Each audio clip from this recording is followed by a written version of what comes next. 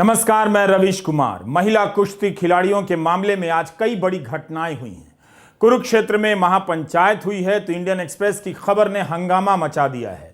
यही नहीं, 1983 विश्व कप जीतने वाली टीम ने साझा बयान जारी कर महिला खिलाड़ियों को अपना समर्थन जता दिया है।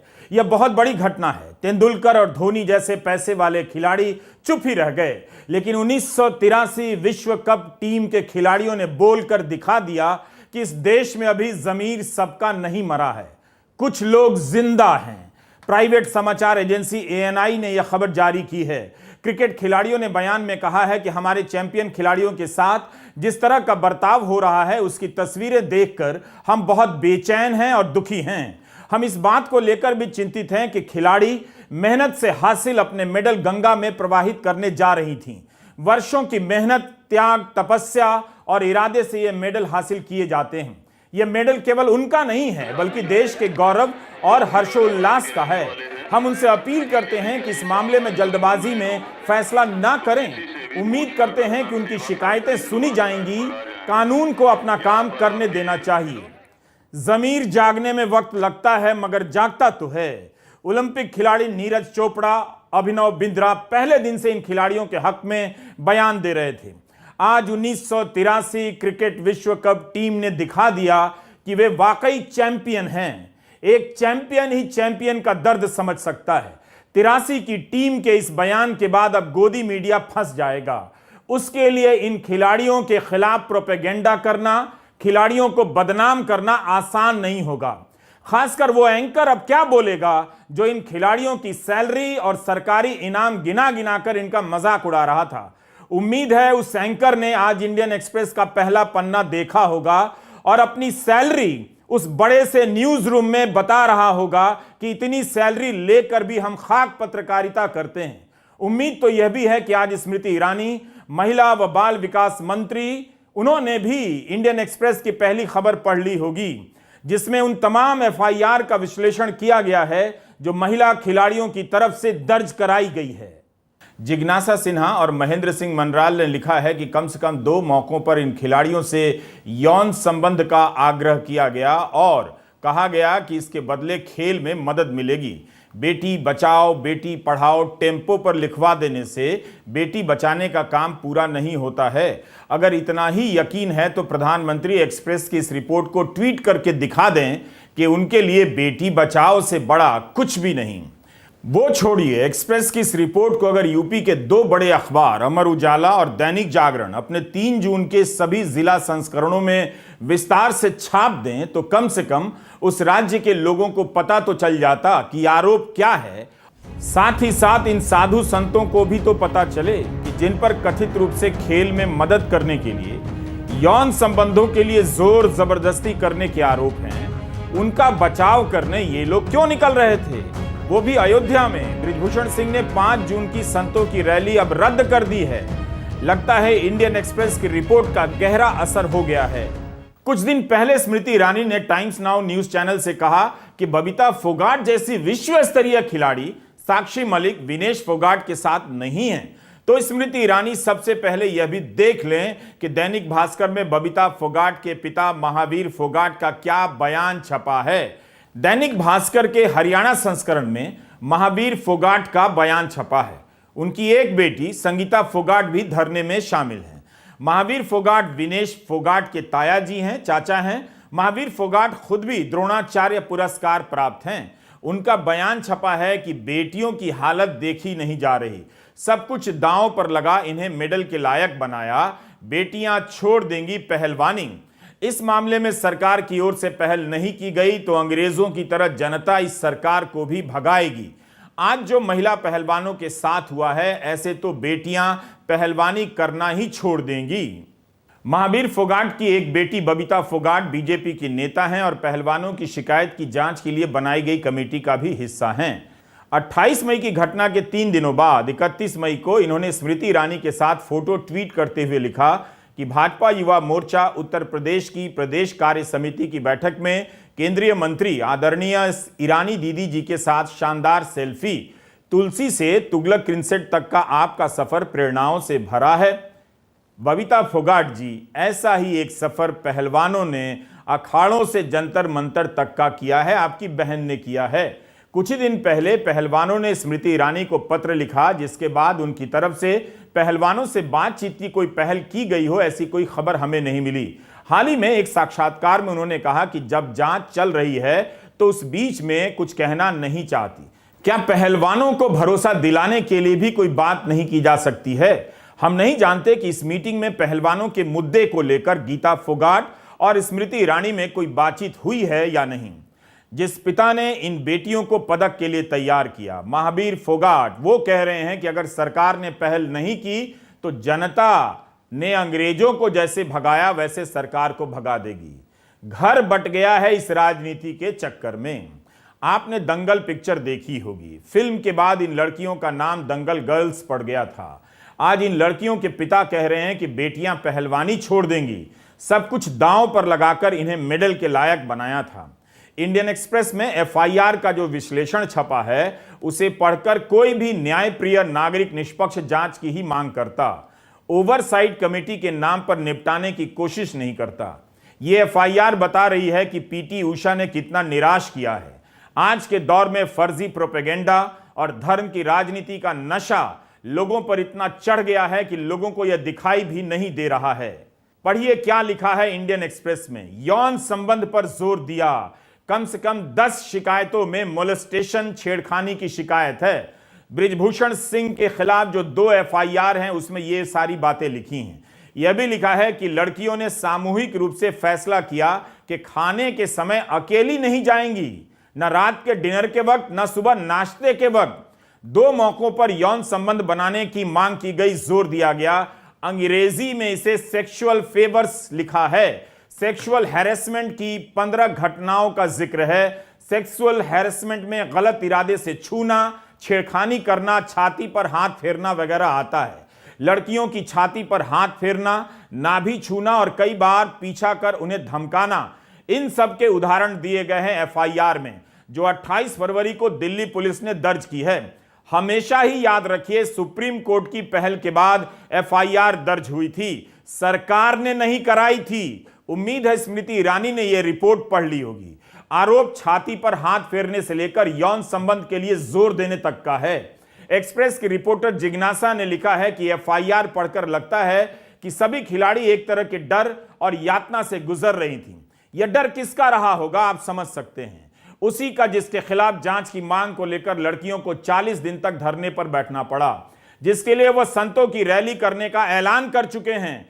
इस एफआईआर में उस ताकतवर व्यक्ति के खिलाफ डर और यातना का जिक्र मिलता है। हम ठीक से जानते हैं कि एफआईआर में लिखी बातों को साबित करना होता है, जांच करनी होती है, ट्रायल होती है और फैसला होता है। सड़क पर इंसाफ की बात नहीं कर रहे, ना लड़कियां कर रही हैं। लेकिन इतनी गंभीर बातों के बाद भी एफआईआर के लिए सुप्रीम कोर्ट जाना पड़ा, यह हाल है इस देश का। इंडियन एक्सप्रेस की यह रिपोर्ट ना आती तो आपको अंदाजा नहीं मिलता। बात है कि उनके पक्ष में गोदी मीडिया भी खेल करता नजर आ रहा है।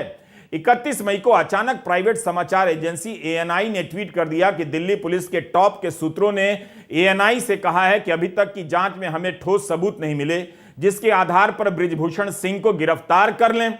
दिल्ली पुलिस ने ही इसका खंडन कर दिया ट्वीट कर, मगर दिल्ली पुलिस तुरंत ही अपना ट्वीट वापस ले ली। इस पर ऑल्ट न्यूज के जुबैर ने पूछा भी कि आपने ट्वीट क्यों हटाया, तो कोई जवाब नहीं आया। पुलिस के सोर्स के नाम पर प्रोपेगेंडा चलता है।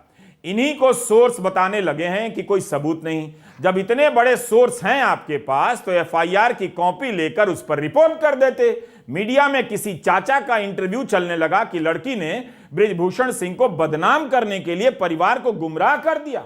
अब तो बबीता फोगाट और संगीता फोगाट के पिता ने कह दिया है कि बेटियां पहलवानी छोड़ देंगी। क्या बीजेपी और स्मृति ईरानी अब उनकी बेटी बबीता फोगाट को पिता महावीर फोगाट के खिलाफ खड़ा कर देंगी? क्या पिता को भी टारगेट किया जाएगा? अंदाजा हो रहा है लड़कियां एक मुश्किल और अंतहीन लड़ाई लड़ रही हैं। देश ने इन्हें इनके हाल पर अकेला छोड़ दिया है। एक बात और नोट कीजिएगा, इंडियन एक्सप्रेस ने लिखा है कि पहली एफआईआर में 6 बालिग महिला खिलाड़ियों ने आरोप लगाए हैं। इसमें भारतीय कुश्ती महासंघ के सचिव विनोद तोमर का भी नाम है। दूसरी एफआईआर में नाबालिग के पिता की शिकायत है और इसी में पोक्सो की धारा लगी है। जिसमें 5 से 7 साल की सजा हो सकती है। दोनों एफआईआर में जो घटनाएं बताई गई हैं वो भारत में हुई हैं और विदेशों में भी 2012 से 2022 के दौरान हुई हैं। नाबालिग लड़की के पिता ने तो यहां तक लिखा है कि अब उनकी बेटी कभी सामान्य नहीं हो सकेगी। जिस तरह से आरोपी ने उसे प्रताड़ित किया है, उसकी खौफनाक यादें उसका पीछा करती रहती हैं हर समय। एक बात ठीक से समझ लीजिए, आसान नहीं है किसी लड़की के लिए बृजभूषण सिंह के खिलाफ सामने आना। आपने देखा ही कि उनका नाम आते ही सरकार कैसे पीछे चली गई। कोई और होता तो सरकार शायद इतनी देर नहीं करती। जब सरकार जांच के आदेश देने का साहस नहीं कर सकी, तो क्या आपको सही में लगता है कि कोई नाबालिग या कोई भी खिलाड़ी घटना के तुरंत बाद पुलिस थाने पहुंच जाती, जैसे एफआईआर के इंतजार में पुलिस बैठी हो? क्या आपने नहीं देखा कि जब ये लड़कियां एकजुट होकर गईं, तब भी तो एफआईआर नहीं हुई, सुप्रीम कोर्ट जाना पड़ा। अब आपकी स्क्रीन पर 2 तस्वीरें हैं। एक तस्वीर है एमजे अकबर की, जो मोदी सरकार में 2 साल तक विदेश राज्य मंत्री रहे, और दूसरी तस्वीर है बृजभूषण सिंह की, जो बीजेपी के सांसद हैं। 2018 में प्रिया रमानी और अन्य महिला पत्रकारों ने एमजे अकबर के खिलाफ यौन शोषण के गंभीर आरोप लगाए।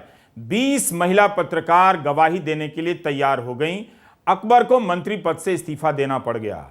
एमजे अकबर ने पत्रकार प्रिया रमानी के खिलाफ मानहानि का केस करते हुए कहा कि रमानी ने उनकी स्टेलर रेपुटेशन को धूमिल किया है। करीब 2.5 साल चली उस सुनवाई में कोर्ट ने महिलाओं के हक में फैसला सुनाया। कहा कि हर महिला को अधिकार है कि वो यौन शोषण की घटना के कई साल बाद भी किसी भी मंच पर अपनी बात कह सकती है। कोर्ट ने कहा कि it accepts the contention that MJ Akbar is not a man of stellar reputation, यानी उनकी इतनी भी चमकदार प्रतिष्ठा नहीं है। ठीक इसी तरह के आरोप भाजपा के सांसद बृजभूषण सिंह पर महिला खिलाड़ियों ने लगाए हैं। अकबर और बृजभूषण सिंह पर लगाए गए आरोपों का अध्ययन करेंगे तो आपको कई जगहों पर समानता दिख सकती है। इतना जरूर है कि अकबर को इस्तीफा देना पड़ा। इसी से आप अंदाजा लगा सकते हैं कि बृजभूषण सिंह कितने ताकतवर सांसद हैं। प्रधानमंत्री चाहते तो बृजभूषण सिंह को पार्टी से निकाल सकते थे, जांच पूरी होने तक निलंबित कर सकते थे। एक्सप्रेस की रिपोर्ट अंग्रेजी में है, लेकिन मैं इसका सार संक्षेप हिंदी में पढ़ना चाहता हूं। थोड़ा सा ही लिखा है कि तस्वीर खिंचाने के लिए उसे कसकर पकड़ लिया, अपनी बाहों में भींच लिया और कंधे को दबा दिया, फिर छाती पर हाथ फेरने लगा। उसने आरोपी को साफ साफ कहा कि वह किसी प्रकार के शारीरिक संबंध बनाने में दिलचस्पी नहीं रखती, उसका पीछा छोड़ दे। बालिग लड़कियों ने भी इस तरह की जोर जबरदस्ती का जिक्र किया है। हम आपको फिर से बता देना चाहते हैं कि इंडियन एक्सप्रेस की यह रिपोर्ट जिज्ञासा की है, उन्हीं की मूल मेहनत है। इस रिपोर्ट से हम कुछ प्रसंगों को सुनाना चाहते हैं ताकि आपको अंदाजा हो जाए कि धर्म और राष्ट्रवाद की फर्जी राजनीति का क्या रिजल्ट निकलता है। आप इसका राजनीति में धर्म कर राजनीति को किस तरह कबाड़ में बदल चुके हैं, यह पता तो चलना ही चाहिए आपको। एक महिला खिलाड़ी ने कुछ इस तरह से अपना हाल एफआईआर में बयां किया है कि एक रात डिनर के लिए होटल गई। आरोपी ने उसे अपने डिनर टेबल पर बुलाया, बिना मेरी मर्जी के अपना हाथ मेरी छाती पर रख दिया और दबोच लिया। फिर वह मेरे पेट को छूने लगा, मुझे यकीन नहीं हुआ। आरोपी वहीं नहीं रुका, फिर से छाती की तरफ हाथ बढ़ाने लगा और बार बार दबोचने लगा।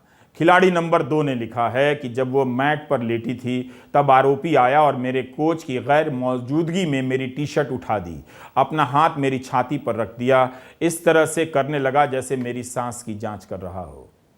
एक्सप्रेस के लिए इसी से संबंधित एक अन्य रिपोर्ट में महेंद्र सिंह मनराल ने लिखा है कि खिलाड़ी नंबर 3 ने अपनी शिकायत में बताया है कि जिस दिन उन्हें एक बड़ी चैंपियनशिप में गोल्ड मेडल मिला, उसी दिन बृजभूषण सिंह ने खिलाड़ियों को अपने कमरे में बुलाया, बिस्तर पर बैठने को कहा और जबरन गले लगाने की कोशिश की। इसके अलावा सिंह ने कथित रूप से खिलाड़ी से सेक्सुअल फेवर्स के बदले सप्लीमेंट देने का ऑफर किया, आहार, पौष्टिक आहार। सोचिए, यौन शोषण से होने वाले ट्रॉमा के अलावा भी सोचिए, एक अंतर्राष्ट्रीय लेवल के एक खिलाड़ी के लिए इस तरह की बातें सुनना कितनी अपमानजनक स्थिति है। खिलाड़ी ने बताया कि उसे बृजभूषण सिंह की तरफ से इतना परेशान किया जाने लगा कि उसे अपना फोन नंबर बदलना पड़ा। आप सभी आरोपों के आगे कथित लगा लें।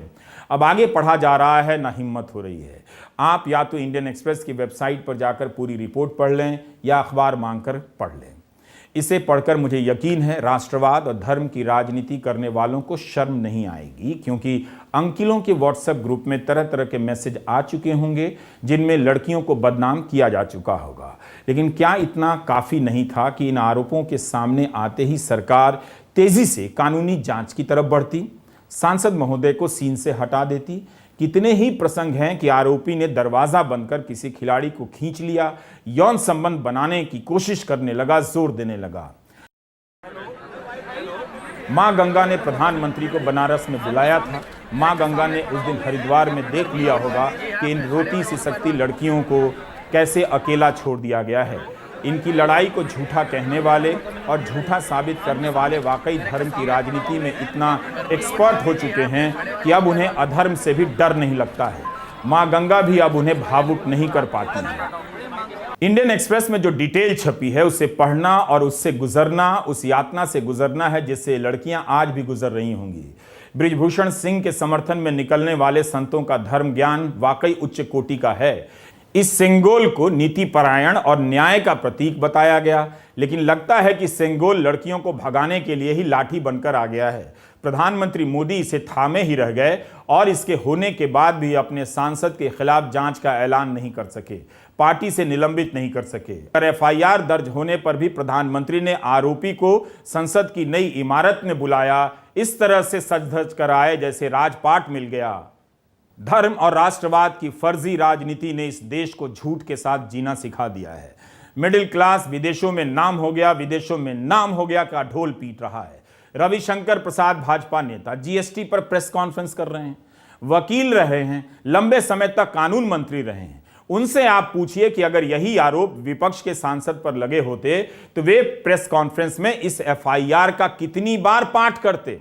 एक्सप्रेस की रिपोर्ट में बहुत से विवरण ऐसे हैं जिन्हें वाकई पढ़ना मुश्किल है। मेरी एक और राय है, संसद के नए भवन में एक्सप्रेस की इस रिपोर्ट को उस जगह पर फ्रेम कराकर टांग दीजिए जहां अखंड भारत का नक्शा बनाया गया है। इतने गंभीर आरोप हैं। और तो और साहस देखिए, 31 मई को प्रधानमंत्री राजस्थान के अजमेर में रैली करने जाते हैं और कांग्रेस सरकार पर आरोप लगाते हैं कि बेटियां सुरक्षित नहीं हैं। यह होता है साहस। यहां बेटियों के खिलाफ साजिश करने वालों को राजस्थान की कांग्रेस सरकार ने खुली छूट दे रखी है। कांग्रेस सरकार को बेटियों की सुरक्षा की, बेटियों के हितों की परवाह नहीं है।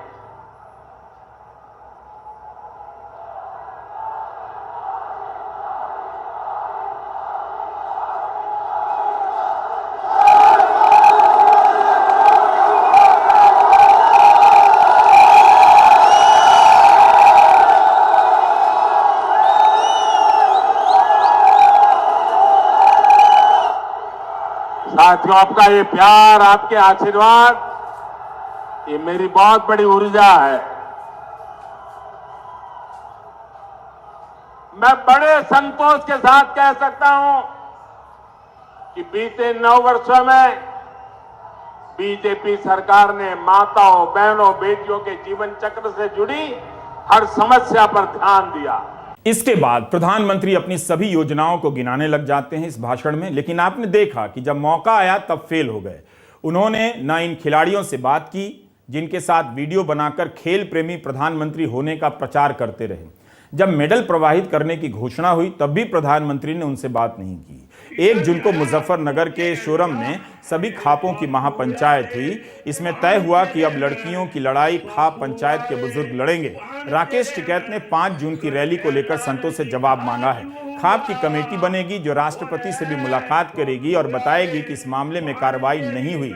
इस खाप में जो फैसला हुआ उस पर अंतिम मुहर लगाने के लिए कुरुक्षेत्र में भी महापंचायत की एक बैठक बुलाई गई और हरियाणा के कई जिलों में इस तरह की सभाएं आयोजित की जा रही हैं।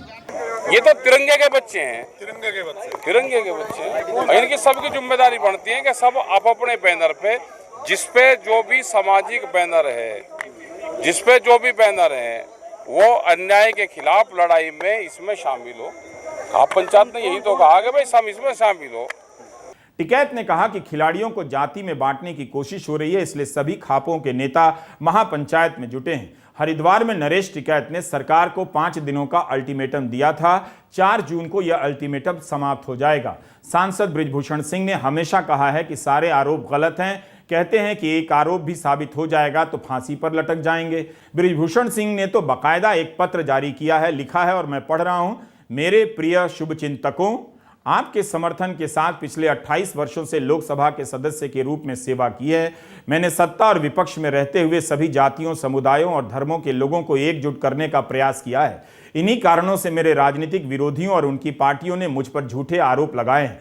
वर्तमान स्थिति में कुछ राजनीतिक दल विभिन्न स्थानों पर रैलियां कर प्रांतवाद, क्षेत्रवाद और जातीय संघर्ष को बढ़ावा देकर सामाजिक समरसता को भंग करने का प्रयास कर रहे हैं। उद्देश्य यह है कि 5 जून को अयोध्या में एक संत सम्मेलन आयोजित करने का निर्णय लिया गया ताकि पूरे समाज में फैल रही बुराई पर विचार किया जा सके। लेकिन अब जबकि पुलिस आरोपों की जांच कर रही है, सुप्रीम कोर्ट के गंभीर निर्देशों का सम्मान करते हुए जन चेतना महारैली 5 जून अयोध्या चलो कार्यक्रम कुछ दिनों के लिए स्थगित कर दिया गया है। इस मुद्दे पर सभी धर्म, जातियों और क्षेत्रों के लाखों समर्थकों और शुभचिंतकों ने विनम्र तरीके से मेरा समर्थन किया है। इसलिए मैं सबका आभार व्यक्त करते हुए विश्वास दिलाता हूं कि मैं और मेरा परिवार हमेशा आपका कर्जदार रहेगा। आपका बृजभूषण शरण सिंह, लोकसभा सदस्य। लगता है अब सरकार अपनी छवि की चिंता करने लगी है।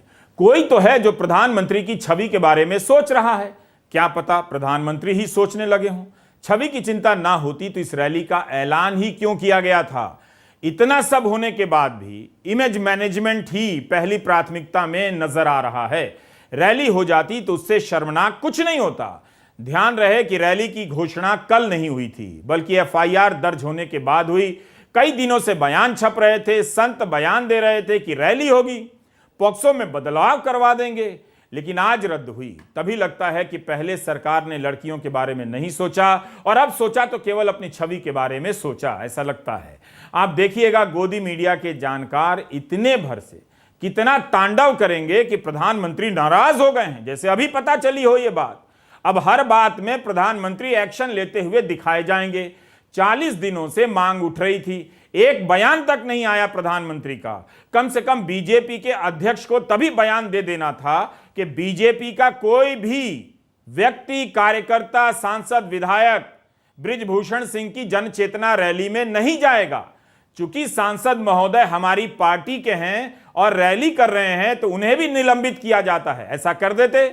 किसके कहने पर बृजभूषण सिंह रैली का ऐलान कर रहे थे? वो भी इतने दिनों से तैयारी चल रही थी। महिला खिलाड़ियों के खिलाफ जो नफरत फैलाई जा रही है, उसमें बीजेपी समर्थक और नेताओं के बयानों की भी समीक्षा कर लीजिए, तब पता चलेगा कि अब इमेज मैनेजमेंट होने जा रहा है। धर्म की राजनीति केवल अधर्म पैदा करती है, इसे नोट कर लीजिए। नमस्कार, मैं रवीश कुमार।